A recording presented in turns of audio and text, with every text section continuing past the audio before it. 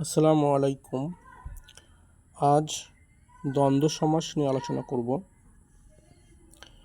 সমাসের বিভিন্ন ভাগের মধ্যে অত্যন্ত গুরুত্বপূর্ণ একটা ভাগ দ্বন্দ্ব সমাস।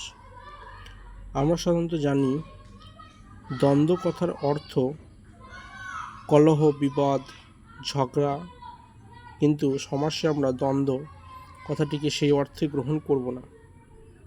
আমরা এখানে দ্বন্দ্ব বলতে মিলন অর্থে ব্যবহার করব।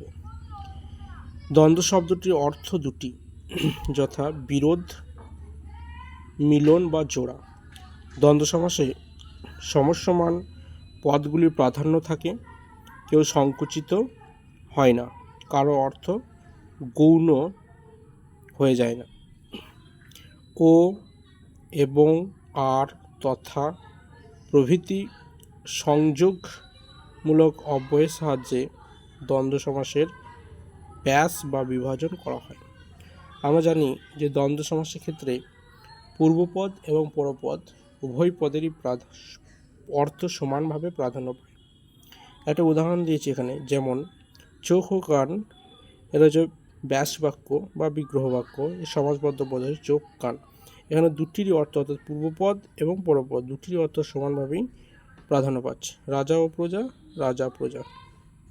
এবার সংজ্ঞায় বলতে পারি, যে সমাসের সমস্ত পদে বা সমাসবদ্ধ পদে সমসমান পদের অর্থ প্রধানরূপে প্রতীয়মান হয় তাকে দ্বন্দ্ব সমাস বলে, অর্থাৎ পূর্বপদ এবং পরপদ উভয়েরই অর্থ সমানভাবেই প্রাধান্য পায়। যেমন আয় ও ব্যয়, আয় ব্যয়। এবার আমরা দ্বন্দ্ব সমাসের প্রকারভেদ নিয়ে আলোচনা করব। দ্বন্দ্ব সমাসকে দুই দিক থেকে আমরা শ্রেণীবিভাগ করতে পারি। একটা হচ্ছে পদের দিক থেকে, অর্থাৎ আমরা জানি যে পদ 5 প্রকার: বিশেষ্য, বিশেষণ, সর্বনাম, অব্যয় এবং ক্রিয়া। সেই পদের দিক থেকে দ্বন্দ্ব সমাসের শ্রেণীবিভাগ করতে পারি। যেমন বিশেষ্যের দ্বন্দ্ব। বিশেষ্য মানে আমরা জানি, বিশেষ্য পদ বলতে সেই সমস্ত পদ বোঝায় যে পদের দ্বারা কোনো কিছু নাম বোঝায়। সেরকম বিশেষ্যের দ্বন্দ্ব সমাস বলতে যেটা বোঝাচ্ছে যে পূর্বপদ ও পরপদ উভয় যখন বিশেষ্য পদ হয় তখন এই দ্বন্দ্ব সমাস গঠিত হয়। যেমন রবি ও শশী। রবি অর্থাৎ সূর্য, রবি হচ্ছে সূর্যের একটা সমার্থক শব্দ, শশী হচ্ছে চন্দ্রের একটা সমার্থক শব্দ, অর্থাৎ দুটি হচ্ছে বিশেষ্য পদ, তাই এটা হচ্ছে বিশেষ্যের দ্বন্দ্ব। তাহলে রবি এবং শশী এটা হচ্ছে বিশেষ্যের দ্বন্দ্ব সমাসের উদাহরণ। এবার আমরা যাব 2 নম্বর ভাগে, বিশেষণের দ্বন্দ্ব। বিশেষণ পদ বলতে আমরা বুঝি যে বিশেষ্য পদের দোষ গুণ বোঝায়, তাকে বলা হচ্ছে বিশেষণ। তাহলে এখানে আমরা দেখব যে পূর্বপদ ও পরপদ উভয় পদ যখন বিশেষণ পদ হয় তখন এই দ্বন্দ্ব সমাস গঠিত হয়। যেমন লাল ও নীল, লাল নীল। লাল এবং নীল এই দুটি হচ্ছে বিশেষণ, তাই এটা হচ্ছে বিশেষণের দ্বন্দ্বের উদাহরণ। ভালো ও মন্দ, ভালো মন্দ। এবার আসবো 3 নম্বরে, সর্বনামের দ্বন্দ্ব। সর্বনাম পদ বলতে আমরা জানি যে বিশেষ্য পদের পরিবর্তে যে পদ ব্যবহৃত হয় তাকে বলা হচ্ছে সর্বনাম পদ। তাই সংজ্ঞায় আমরা দেখব কি, যে পূর্বপদ ও পরপদ উভয় পদ যখন সর্বনাম পদ হয় তখন এই দ্বন্দ্ব সমাস হয়। যেমন তুমি আর আমি, তুমি আমি, যে ও সে, যে সে। এবার আসবো ক্রিয়াপদের দ্বন্দ্ব। ক্রিয়াপদ বলতে আমরা জানি যে কোনো কিছু কাজ করা বোঝালে তাকে ক্রিয়াপদ বলা হয়। তাহলে পূর্বপদ ও পরপদ উভয় যখন ক্রিয়াপদ হয় তখন এই দ্বন্দ্ব সমাস গঠিত হয়। যেমন চলা ও ফেরা, চলাফেরা। এবার সর্বশেষ যে ভাগ সেটাতে আসব, সেটি হচ্ছে অনুকার দ্বন্দ্ব। পূর্বপদের ধ্বনির অনুকরণে আর একটা পদ যখন গৃহীত হয় তখন তাকে অনুকার দ্বন্দ্ব বলা হয়। অর্থাৎ এই ধরনের দ্বন্দ্ব সমাস ধ্বনির অনুকরণে সৃষ্টি হয়, অর্থাৎ পূর্বপদের ধ্বনির অনুকরণে এ ধরনের দ্বন্দ্ব সমাস গঠিত হয়। যেমন বাজার টাজার, বাজার ও টাজার। জল টল, আমরা বলেই থাকি জল টল, তাহলে জল ও টল, জল টল, এগুলো হচ্ছে অনুকার দ্বন্দ্বের উদাহরণ।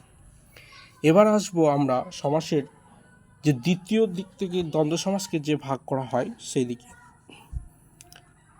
দ্বন্দ্ব সমাসের অর্থগত প্রকার।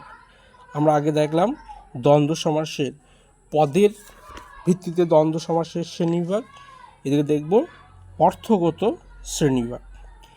প্রথমে যেটা আসবো সেটা হচ্ছে সমার্থক শব্দের মধ্যে দ্বন্দ্ব। সমার্থক আমরা জানি, সমার্থক শব্দ আমরা পড়েছি, সম অর্থ, একই রকম অর্থ বোঝায় সেই ধরনের শব্দ। সংজ্ঞায় দেখব কি না, যে দ্বন্দ্ব সমাসে পূর্বপদ ও পরপদের একই অর্থবিশিষ্ট ভিন্ন ভিন্ন শব্দ ব্যবহৃত হয় তখন তাকে সমার্থক দ্বন্দ্ব বলে। একই অর্থ বোঝাবে কিন্তু ভিন্ন ভিন্ন শব্দ বোঝাবে। আমরা জানি যে সমার্থক পদ আমরা অনেক পড়েছি এবং জানি, সমার্থক শব্দ পড়েছি অনেক। বেশ, যেমন দিন ও দরিদ্র, দুটি অর্থ একই কিন্তু ভিন্ন ভিন্ন শব্দ।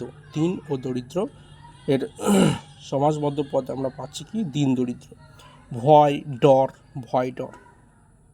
এবার আসবো প্রায় সমার্থক দ্বন্দ্ব, অর্থাৎ সমার্থকের অনেক কাছাকাছি, সমার্থক শব্দের অনেক কাছাকাছি অর্থ বোঝাবে। সেক্ষেত্রে যে দ্বন্দ্ব সমাসে পূর্বপদ ও পরপদ প্রায় একই অর্থ বিশিষ্ট ভিন্ন ভিন্ন শব্দ ব্যবহৃত হয়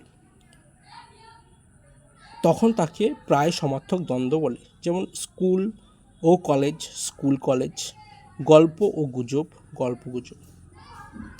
এবার আসবো বিপরীতার্থক দ্বন্দ্ব সমাস, অর্থাৎ বিপরীত শব্দ বোঝাবে এক্ষেত্রে, একে অপরের বিপরীত। সংজ্ঞায় আমরা বলতে পারি যে দ্বন্দ্ব সমাসে পূর্বপদ ও পরপদের অর্থ সম্পূর্ণ বিপরীত তাকে বিপরীতার্থক দ্বন্দ্ব সমাস বলে। যেমন অগ্র ও পশ্চাৎ, অগ্র পশ্চাৎ। অগ্র শব্দের অর্থ সামনে, পশ্চাৎ শব্দের অর্থ হচ্ছে পিছনে। তাহলে এই দুটি মিলিত হয়ে আমাদের যে সমাসবদ্ধ পদ সেটা হচ্ছে অগ্র পশ্চাৎ। ঠিক সেরকম দেনা ও পাওনা, দেনা পাওনা। এবার আসবো সমাহার দ্বন্দ্ব, যে দ্বন্দ্ব সমাসে পূর্বপদ ও পরপদ উভয় মিলে যখন সমষ্টি বা সমাহারকে নির্দেশিত করে তখন তাকে বলা হয় সমাহার দ্বন্দ্ব। যেমন শাক ও সবজি, শাক সবজি। সর্বশেষ যে ভাগে আসবে তো অত্যন্ত একটা গুরুত্বপূর্ণ একটা ভাগ দ্বন্দ্ব সমাসের, একশেষ দ্বন্দ্ব। যে দ্বন্দ্ব সমাসে সমসমান পদগুলির মধ্যে বহু বচনান্ত একটি মাত্র পদ অবশিষ্ট থাকে তাকে একশেষ দ্বন্দ্ব বলে। পরীক্ষাতে অনেক সময় এর সংজ্ঞা আসে এবং উদাহরণও দিতে বলে, তো এটা অত্যন্ত গুরুত্বপূর্ণ একটা ভাগ। এখানে আমরা কি দেখব, যে পূর্বপদ এবং পরপদ মিলিত হয়ে কী হবে, একটা বহু বচনান্ত একটা শব্দ বা পদ আমরা পাব। তাহলে যেমন এটা হচ্ছে সমাসবদ্ধ পদ, আর এর ব্যাস বাক্য কি, তুমি ও আমি। এই তুমি এবং আমি এটা হচ্ছে ব্যাস বাক্য, এ থেকে আমরা বহু বচনান্ত একটা পদ পেলাম কি, আমরা। তাহলে এটি হচ্ছে একশেষ দ্বন্দ্বের উদাহরণ। এই হলো দ্বন্দ্ব সমাস এবং তার শ্রেণীবিভাগ। ভিডিও ভালো লাগলে সবাই চ্যানেলটিকে সাবস্ক্রাইব করে দেবে। আসসালামু আলাইকুম।